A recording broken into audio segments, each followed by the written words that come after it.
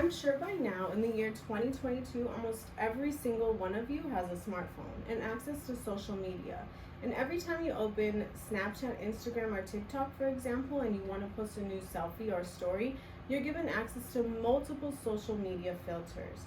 So I'm going to discuss how the use of social media filters has a negative damaging effect on many people's mental health and body image.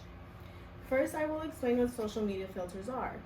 Then, I will talk about the damage they are doing on young people and the toll they are taking on many young girls' body image and sense of self. Finally, I will discuss some possible solutions to the use of these filters and how we can cut back on them. So what is a social media filter? It might seem pretty obvious, but according to technologyreview.com, last access on May 27, 2022, social media beauty filters are essentially automated photo editing tools that use artificial intelligence and computer vision to detect facial features and change them.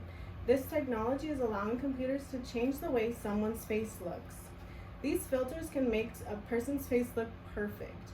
They brush out any flaws one might see. They can change the nose shape, the size of lips, the color of eyes, and they can clear out someone's skin so it has no real texture left, making them appear perfect.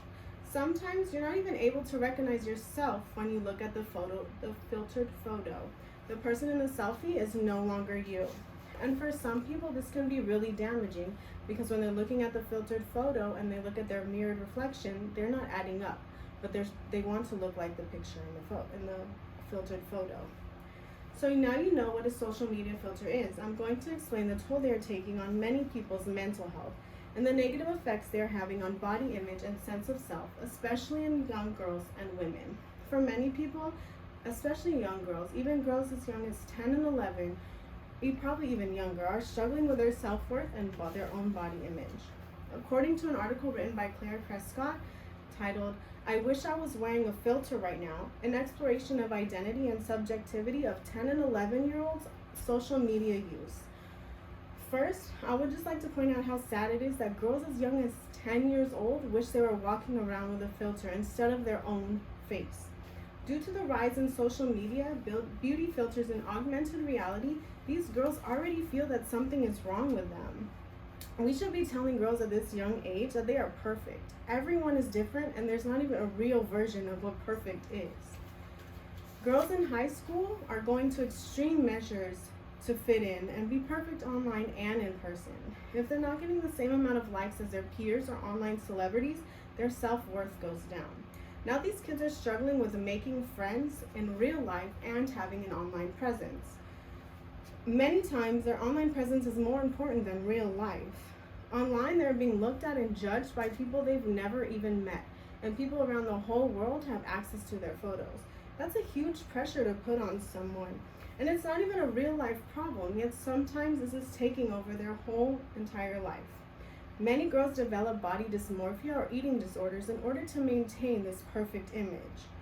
For example, if someone posts a selfie to Instagram and it doesn't get a certain amount of likes in a specific amount of time, they might delete it because they don't feel they are likable, pretty enough, or good enough to be posted to social media. In an article published in the Irish Times written by Louise Nitrodian, titled, "What Effect is Social Media Having on Our Children?" Teenagers have described an almost constant hum of anxiety when they are represented on social media. Last access on May 26, 2022. It states that an 11-year-old girl in Dublin, Ireland, posted to her Instagram account that she was unhappy with her appearance and intended to die. How is this not eye-opening? This goes on so often, and over time, the children who are having these feelings are getting younger and younger. There needs to be a change. And it's not only girls that are affected by this. In the same article, it also states that young boys and teenage boys are joining the gym and working out even more in order to maintain the perfect physique. They are also in an online competition with the online community. So many young people are striving for a perfection that doesn't exist. There has also been a rise in plastic surgery and beauty fillers. Even girls in high school are going under the knife in strive of perfection. So now that I've explained what many people are struggling with mentally, plus the lengths that they are going through to achieve perfection, and the rise of plastic surgery and suicide, especially in younger children, I'm going to discuss some of the possible solutions to the use of these filters and how we can help people struggling with mental health. Some things we can do to ensure that less children, teenagers, and people in general commit suicide and struggle with their self-worth is start working with kids at home. If you have children, make sure you monitor their social media use and make sure your child knows that they are loved and worthy. If you see your child struggling, seek therapy for them.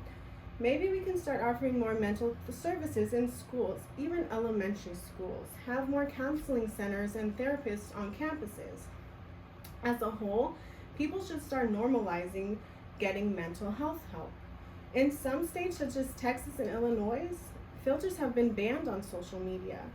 These bans are only the results of lawsuits that state filters use biometric data such as facial recognition. But maybe the answer to most of these problems would be to ban augmented reality filters altogether across every platform. It would give everyone a wake-up call that we all need. It would take us back to the MySpace days where our pictures were all mirror selfies and were almost 100% the real us. I think every part of the world with advanced technology could use a ban on these harmful filters. If you start to feel overwhelmed and feel yourself struggling with your own mental health, take a break from social media. Delete the apps from your phone and know that there's nothing wrong with getting mental health help. As you can see, the use of these augmented reality filters is having a very damaging effect on mental health for people all over the world. So in my presentation, I explained exactly what augmented reality social media filters are and that they are very heavily used.